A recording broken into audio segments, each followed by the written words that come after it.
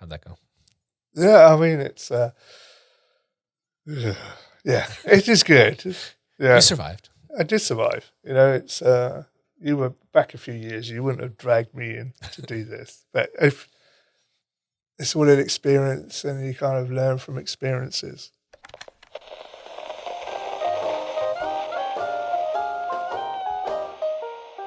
Welcome to the Front Porch with Brian Beaudry.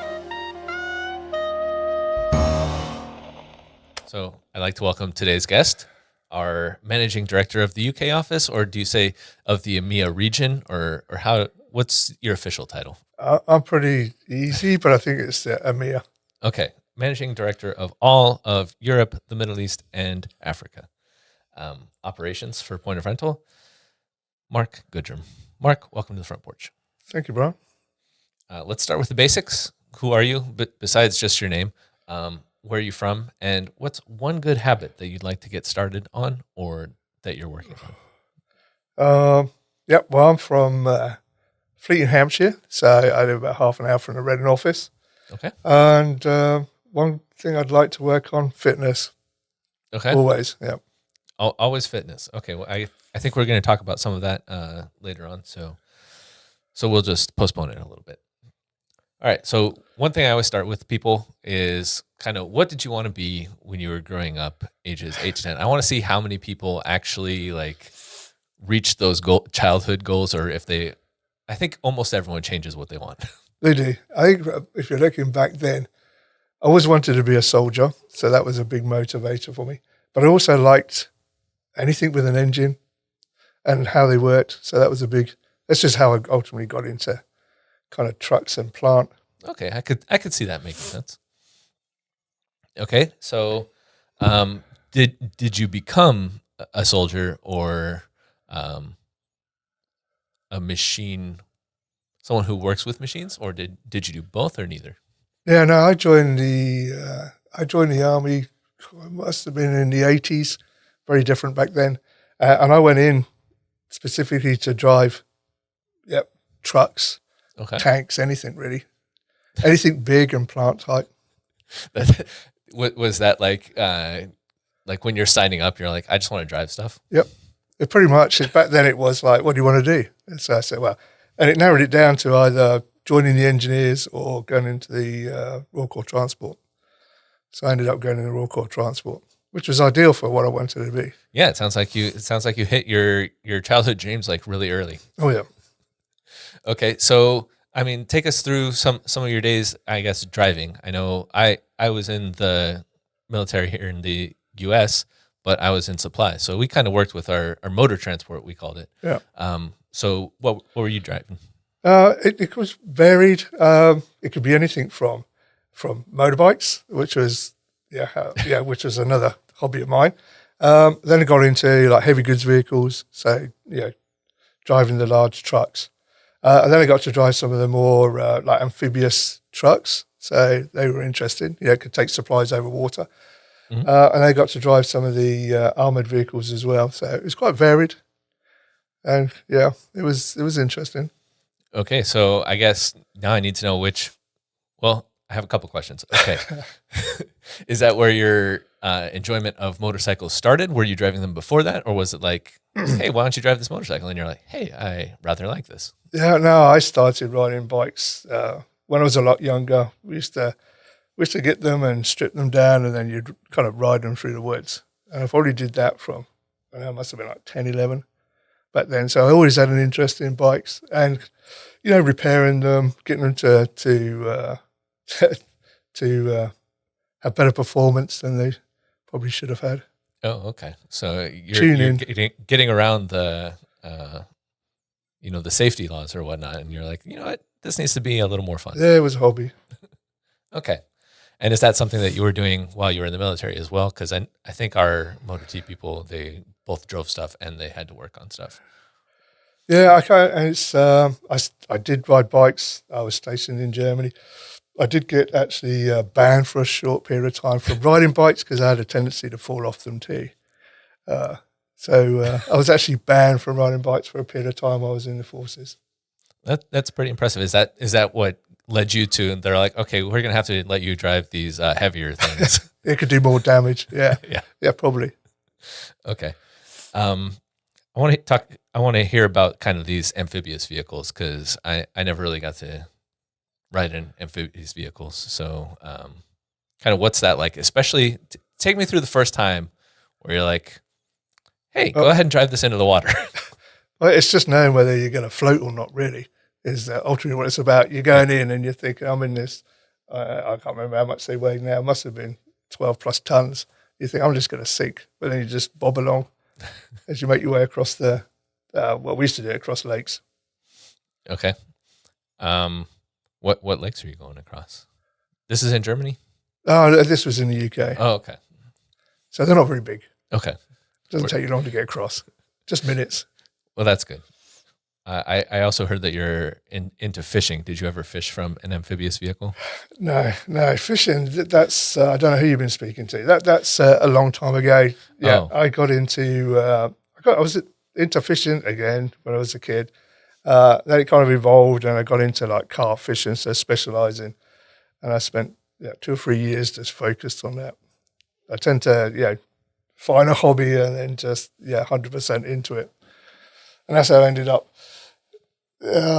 Making my own fishing bait as well. And then used to make it and then sell it on to other people. Okay, let's talk about that one later because it sounds like it's a side project rather Right. than career related. So let's talk careers. So okay, you're driving a bunch of vehicles. Then I know that you're not in the military anymore, so you must have left the military.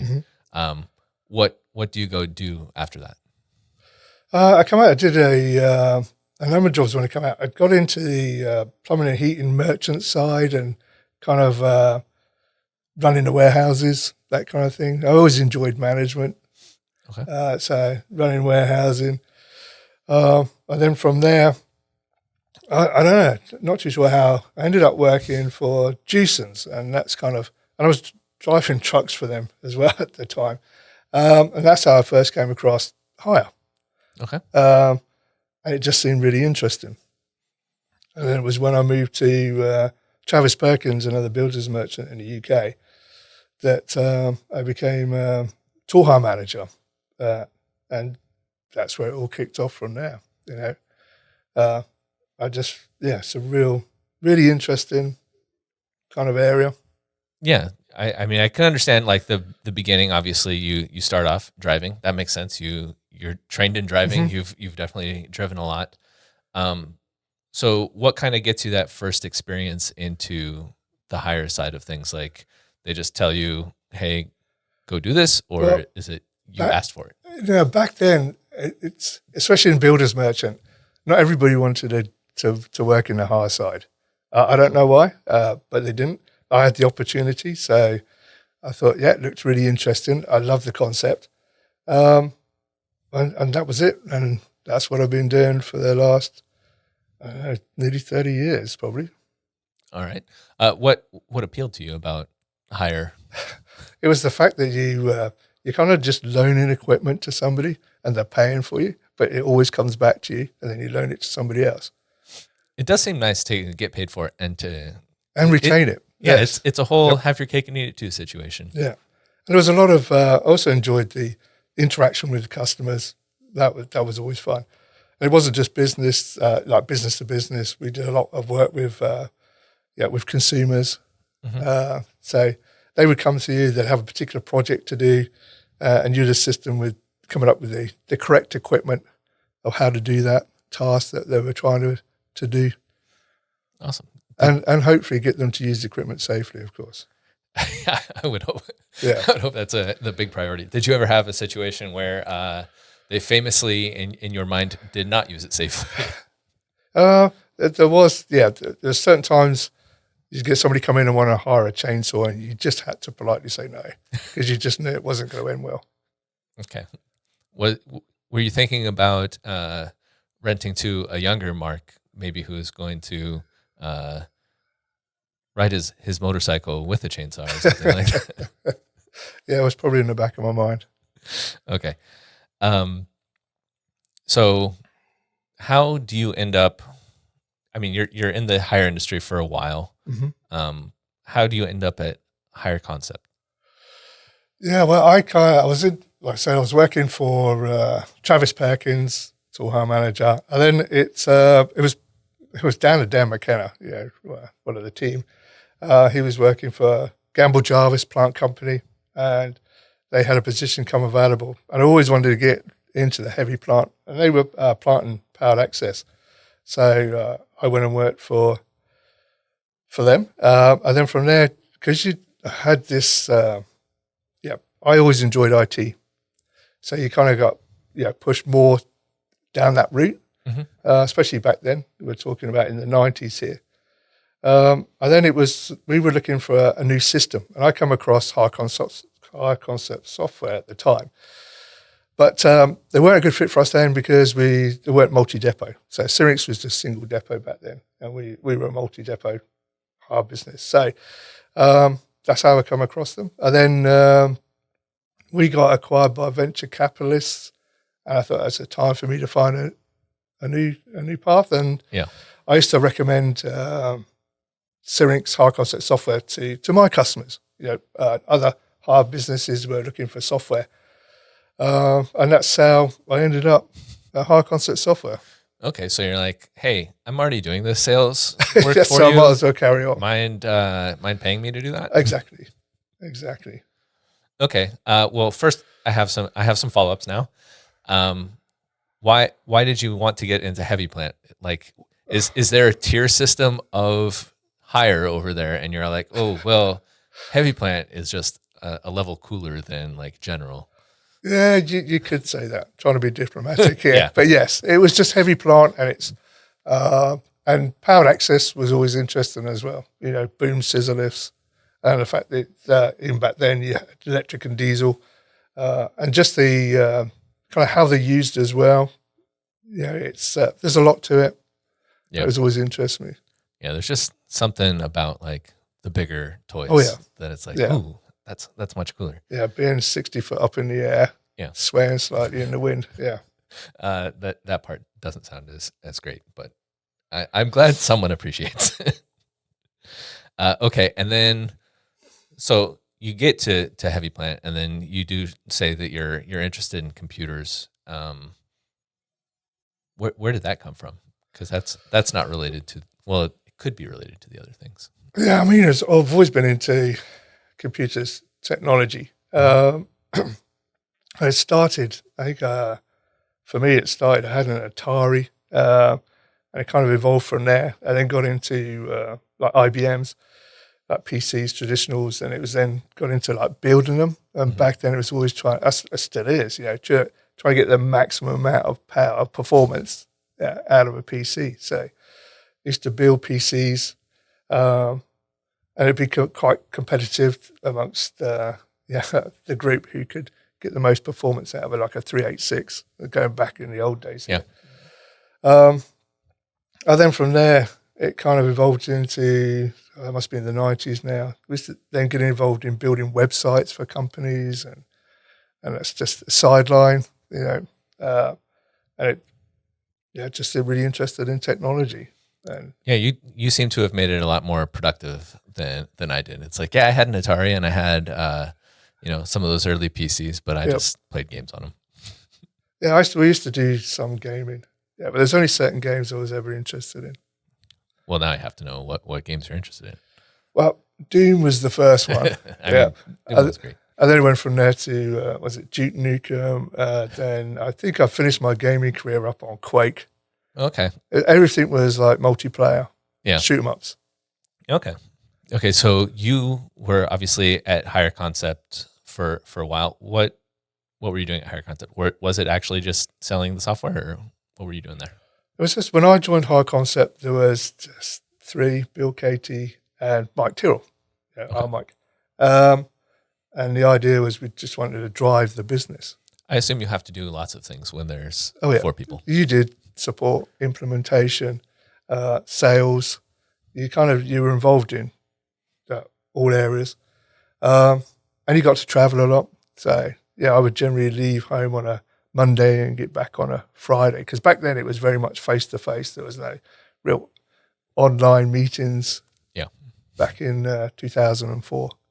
Yeah, I'm picturing it would just be like an IRC chat or something like that, if there were anything. Yeah, it was all face to face. Okay.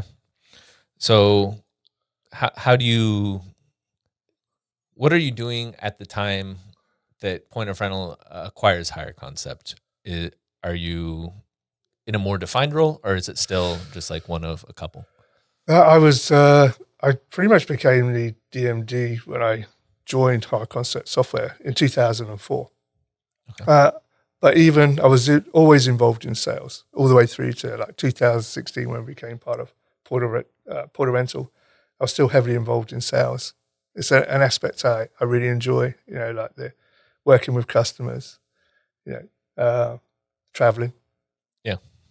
Are those the main things that you enjoy about sales? Because it seems, I mean, there has to be something very specific that attracts like a certain type of person to sales. Like I am definitely like, I don't like that pressure. I don't like all of that level of things. So what about sales is? It was really going into hire businesses and showing them what we can do, specifically really like in this case with Syrinx, and how we can help them to be run more efficiently, be more profitable.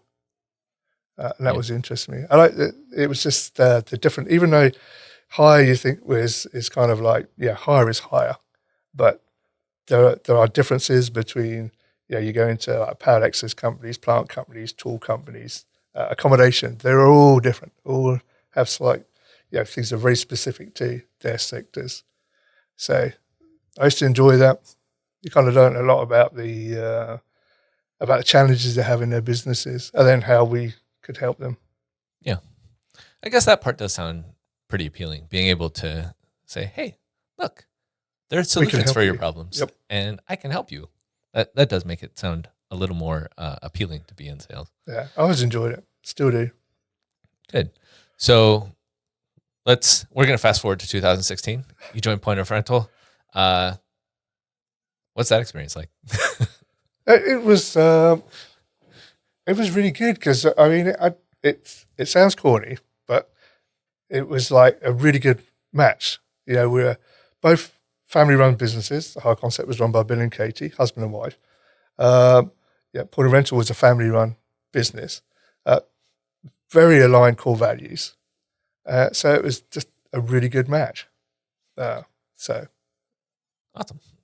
Were you involved in like the process? I'm obviously never on like that level of any type of thing. Yeah, I remember the first conversation we had was with Greg, and then I gave a demo to Wayne and Greg of Syrinx. Yeah. They were, I think, our first two meetings. That's an interesting sales pitch that you're doing. It was. I even remember that demo to this day. I was going to say, how does demoing to Wayne and Greg differ from a normal like sales demo? Because you're not really saying like how it solves their problems.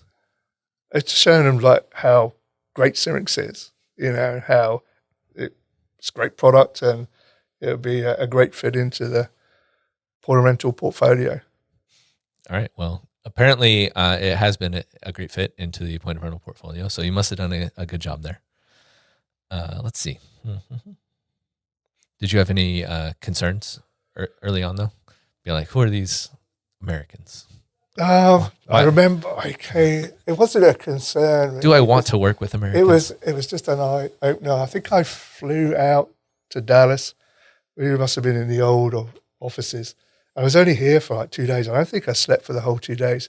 And that was my first experience of like business jet lag. Yeah. And the time zone difference, 6 hours. Yeah. Weren't really concerns, but it was until you experienced it, you don't really know. Yeah, that seems like a real rough one. I once took a trip over to France, and I think I had jet lag for the entire week. And it's like, I didn't really get to enjoy this trip at all. And I had to go back, and it was like, oh, well. So I imagine 2 days even worse, especially when you're in kind of what feels like probably a high pressure type thing if you're, meeting these people that are trying to acquire your company. It was fun. It was fun. I don't think even since, I think I've only ever gone onto the time zone once coming over. So, always trying to find this.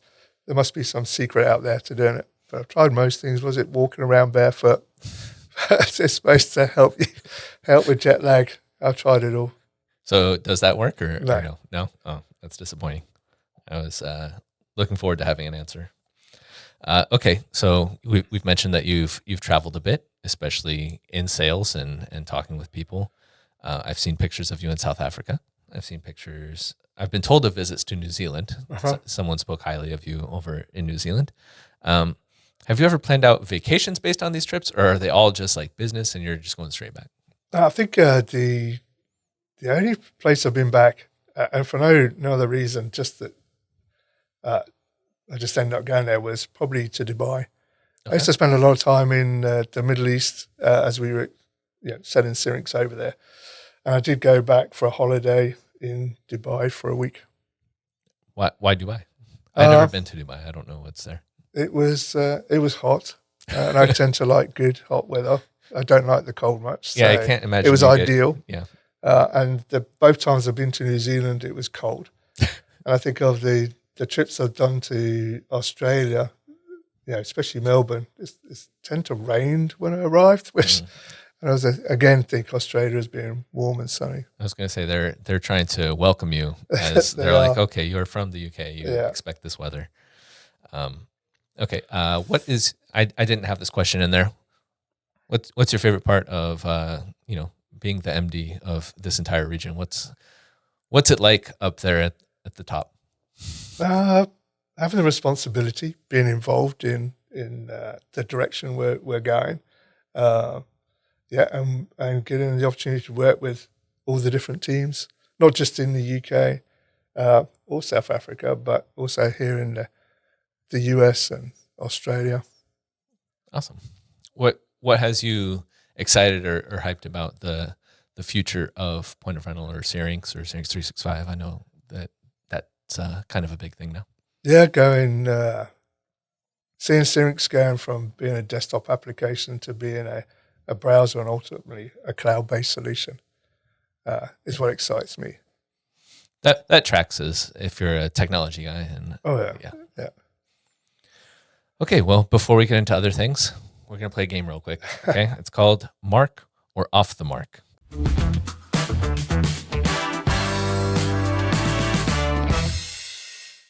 If you agree with a statement or it's true, say mark. And if you disagree, say off the mark. Okay. And then I'm going to need a reason why. Right. All right. So first one, mark or off the mark, you've been known to cry at movies. Off the mark. Yeah, you don't seem like a crier. No. There's nothing that gets you in a movie? No, because it is just the movie. Okay. Mark or off the mark, you've cheated at a board game. Off the mark. Okay. You take your board games very seriously? Oh, yeah. You can't cheat in a board game. Okay. All right. Well, now I know that I can play board games with you. You can. Okay. Mark or off the mark, you've told an outrageous lie to a child. Mark. I do that every day. What is your favorite lie to tell a child? I think there's many. I can't think of one right now, but it's an everyday occurrence to try and get them to do what you want them to do. Yeah, exactly. That's one of my favorite questions, especially when people do have answers, because usually they're great ideas that it's like, I need to implement that one. All right, mark or off the mark? Your favorite fast food fries are from McDonald's.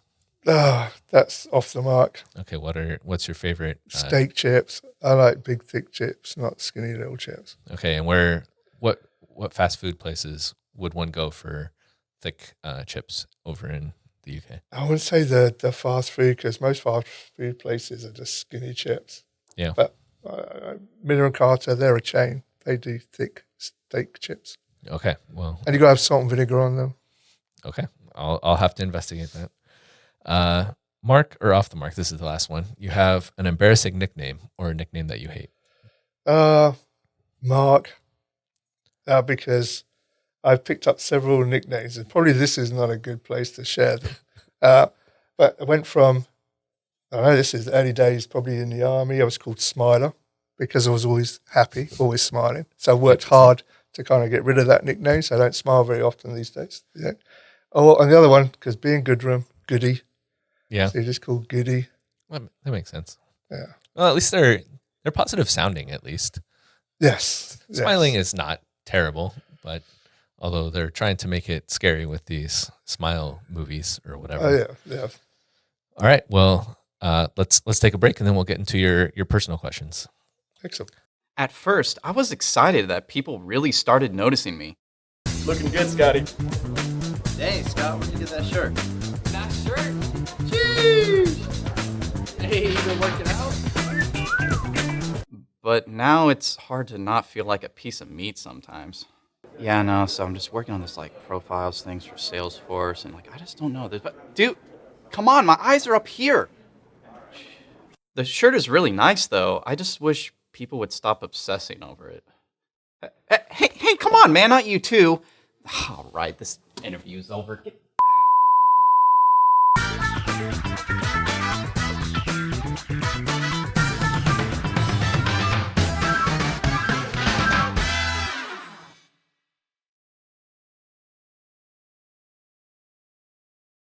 We mentioned this earlier, but at one point you were the warden for Garrison Ponds, monitoring fishermen.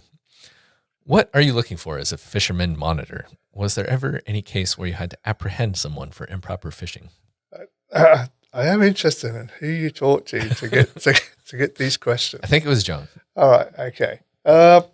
Joan knows everything, so It was really just making sure people were allowed to be there, because generally when you're fishing in the UK, you have to have a license, especially if it's a private lake. You need a license. You're just checking their license to fish there, and they're following the rules. And if they're not, you or if they don't have a license, you ask them to leave, and if they're not fishing correctly, you give them some guidance on how they should be doing it.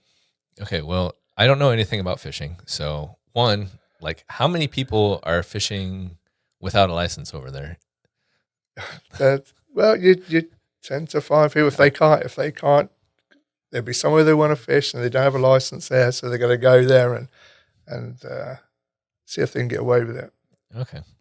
Are you having to kick out multiple people a day when you're doing this, or just every once in a while? Once in a while. Okay. And then what's improper fishing? I picture I know people supposedly do dynamite fishing over here. I'm hoping that you're not having that. No, it was not quite as extreme as that. Okay, good. It'd be more if they don't have the proper equipment. So if you're carp fishing, you have to have an unhooking mat. So it's a padded mat that when you land a fish, you put them on so they don't get damaged, while you unhook them and then you return them.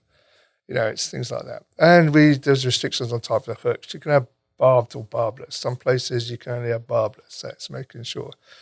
Okay. Wow, there's really a lot of rules and a lot of safety over fishing, it feels like. Plenty of rules, yeah. Okay. So I've gone fishing once or twice in my life, but I just found it too much waiting around. I had to do stuff, but it feels like you're taking it even to another level of just waiting around if you're watching other people fish. Yeah, there is that. Have you ever thought about taking it to another level though? And you could be like a fisherman monitor, and then you could keep track of the people that were watching the fishermen. No, I never really thought about taking it that far. No, that's a little more too far. hands-on. Yeah. Okay. What are boilies? Boilies are bait that are used in fishing, not just carp fishing. People use them for other forms of tench bream fishing. Okay, so they're just round balls of bait. Okay. Why boilies? Because if I hear boil, then I'm thinking you heat it. But generally, boil them up afterwards because it enables them to keep their shape. Oh, okay.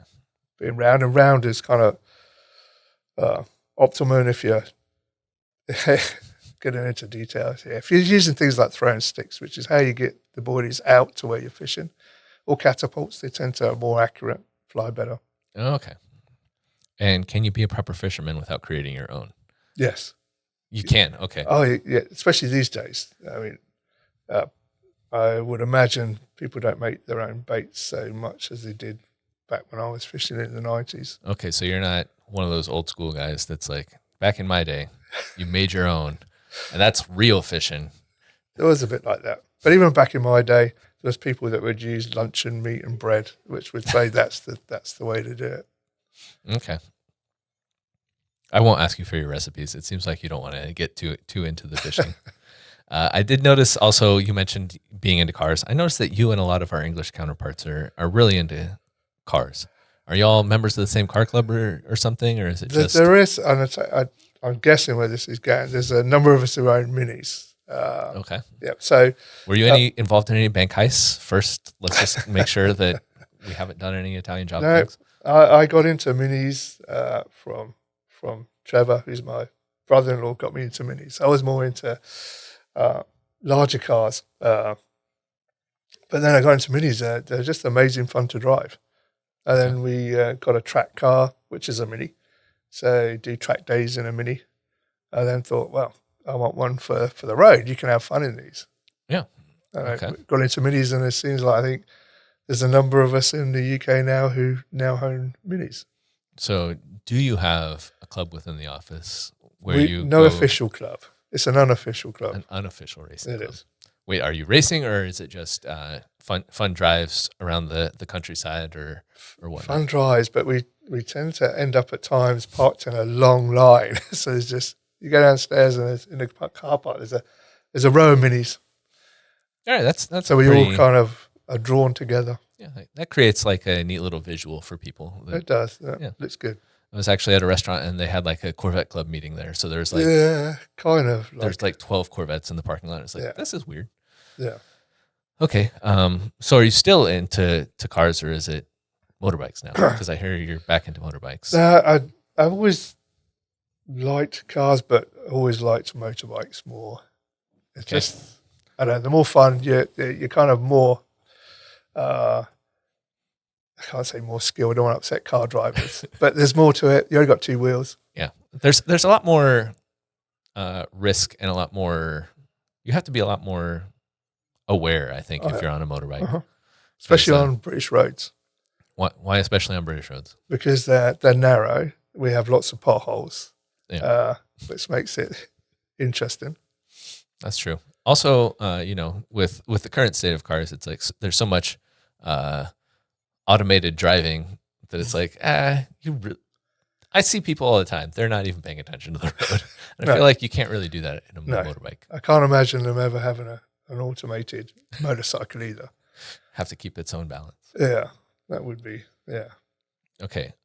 So now that I know you're into motorbikes, I'm picturing you going into closed deals on a motorbike because it just makes you feel like cooler when you go in.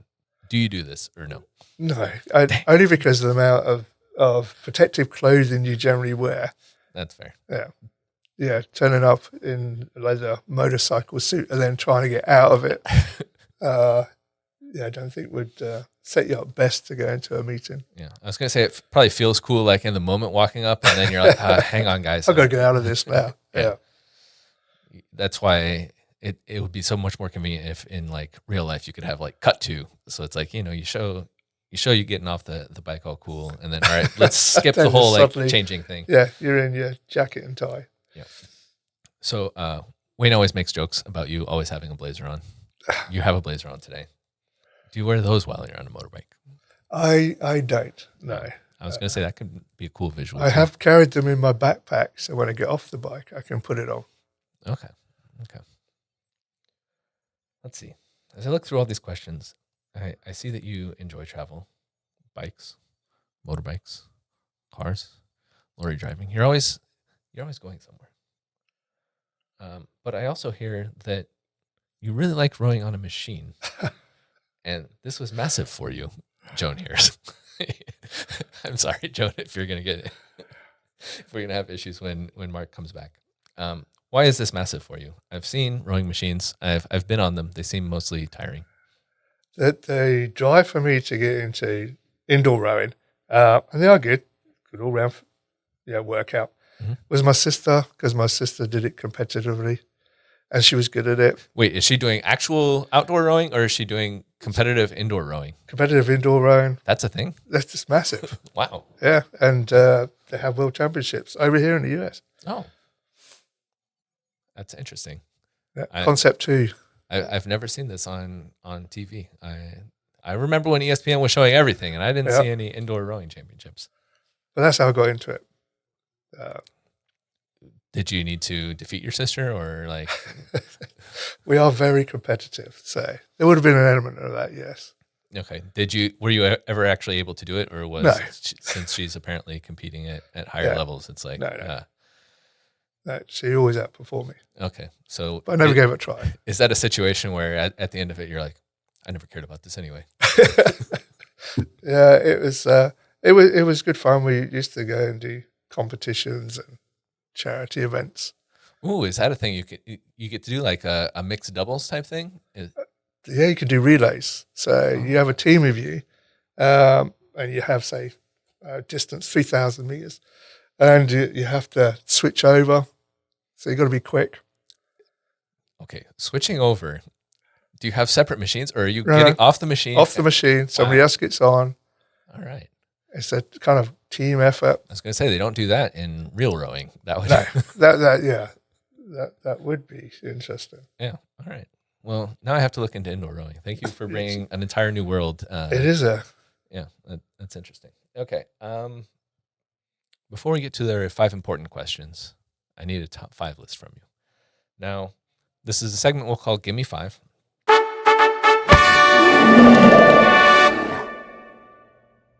It seems like not everyone knows the rules of a good top 5 list, so I'm just going to let you know we start at number 5 and we work our way up to number 1, because if you tell people the number 1 first, who cares about number 3 when you already know number 1? Okay, I have made some suggestions prior to recording this. Maybe your top 5 most fun vehicles that you've ever driven. Your top 5 favorite carp fishing terms, because boilie already sounds weird, and I'm sure there are much weirder terms. But you can also choose anything you'd like. Do you have a top 5 list for me? It'd probably be vehicles. To drive? Yeah. Or just like overall, these vehicles seem really cool. To drive. Okay. And these would be, I say vehicles also includes motorbikes. Yeah, I mean that's why we want to keep it as broad as we can. All right. So let's give everyone your top 5 vehicles to drive. In reverse order. Yes. Starting at number 5. Number 5. Number 5, I would say an M5, BMW.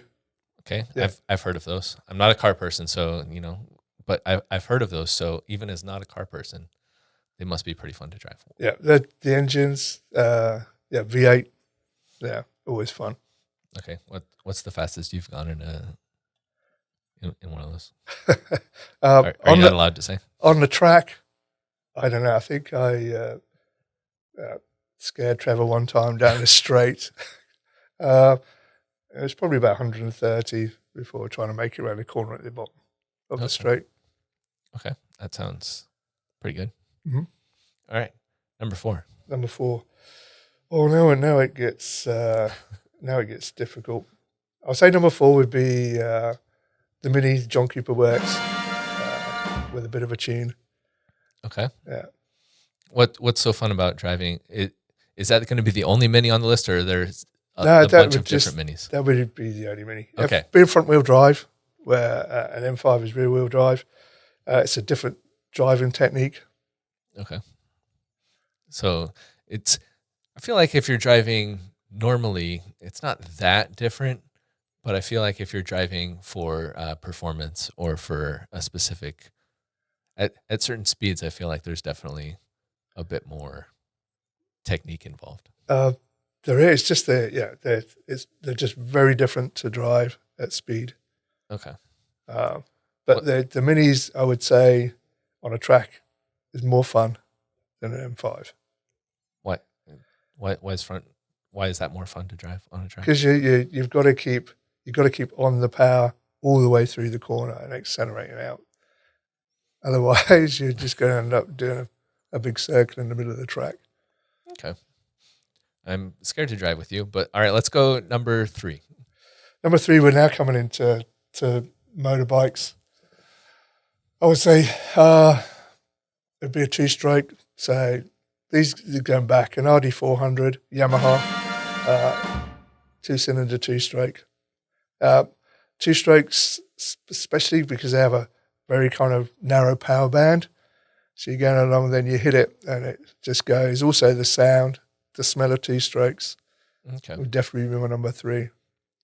Now I have to ask: Are you a wheelie guy? Are you doing tricks on any of these, or are you just No. driving fast? No, I know my limitations, and trying to pull wheelies, I would just end up sat in the road. Yeah. Plus, also, as you get older, it's like I have a little more responsibility now. I really can't be doing these things. Yep. All right. Number 2. Number 2 would be Kawasaki, which is a ZX 12R, which is it's like an old bike again, but one of these like sports tourers. So it's like a muscle bike, and mostly because of the engine on them. They're just bulletproof, very torquey, easy to ride, but phenomenally fast. Okay. And the number 1 vehicle Just because it's that crazy. you've ever driven. Yeah. Again, a motorbike. It's a GS6000R, which is a Suzuki. Okay. Why is that one better than the other ones? They're just phenomenally fast. Handle really well. And if you rode one, you'd know. Okay. It's one of those you just kind of have to be there type things. Oh, you do. Okay. What's the fastest you've gone on any of these motorbikes? It's okay. The statute of limitations, I'm sure, has run out. We'll say all of these were on a track, even if they weren't. Yes, definitely. On a motorbike, I've topped 160 before now. Okay. You were wearing like protective equipment, right? Yes. No? Okay. Good. The answer is yes. All right. Sometimes people like to go out and feel the wind in their hair, and it feels like at 160 miles an hour, at 160, you probably don't. No. Especially if like a fly were to go by, that doesn't. Yeah, I've been hit by a bird God. before. Not at that speed, thank goodness. Yeah. Yeah. Okay. All right. Cool. Well, now we can start recording, and then we'll do the 5 important questions. Right. 5 important questions. 5 important questions? 5 important questions. What would you say is your greatest success in life? My children, all 5 of them. That sounds like a lot. I have one. That's enough for me. So why would you call them your greatest success? Because they're all amazing, each one of them, all very distinct personalities. I have 2 boys and 3 girls. All my girls are strong-willed and feisty. That's good. But no, they make you smile every day. That's good. How old are like the oldest ones? Are they in starting their? Yeah, my oldest son, Jack, he's 32. Okay. My oldest daughter's 19, Amy. My next daughter down is Grace. She's 14. My youngest son is 7, Charlie, and my youngest daughter is Harriet, who's 3. Wow, that's quite a range. So yeah, you've You've got definitely to space them out. Yeah. Yeah.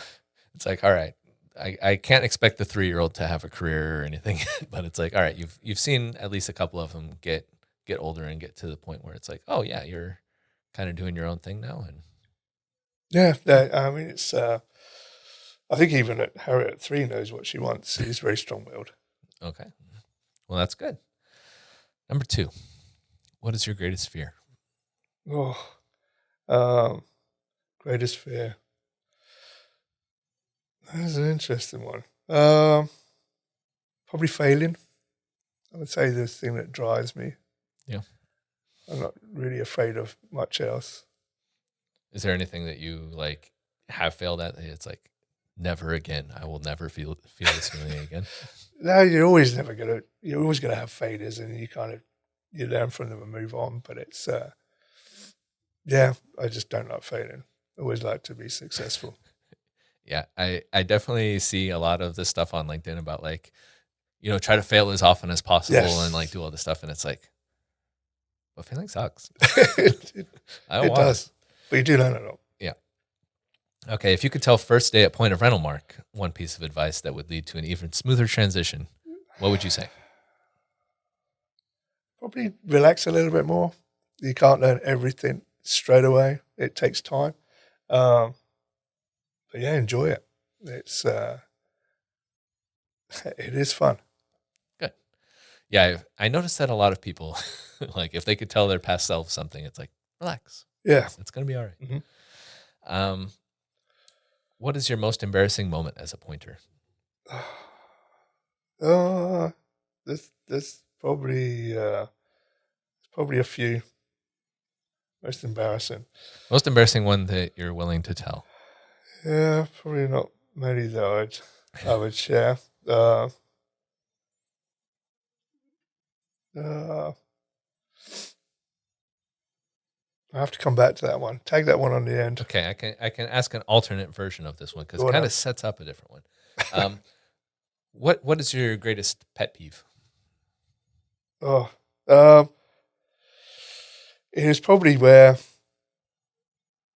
someone, self included, repeatedly makes the same mistake. Give you once, twice, but you know, Yeah, you're supposed to learn from the failure. you are exactly. Yeah. Yeah. Okay.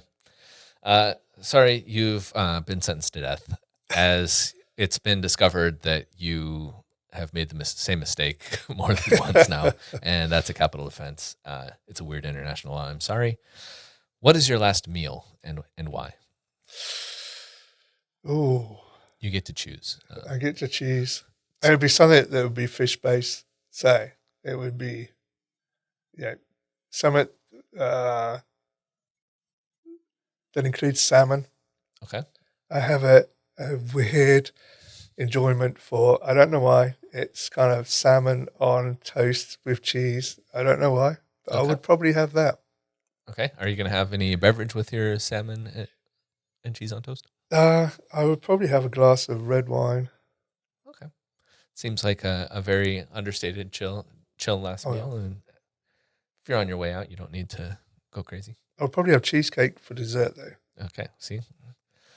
Way to think ahead on dessert. Usually I have to prompt people for that. If you could change one thing about yourself, what would it be?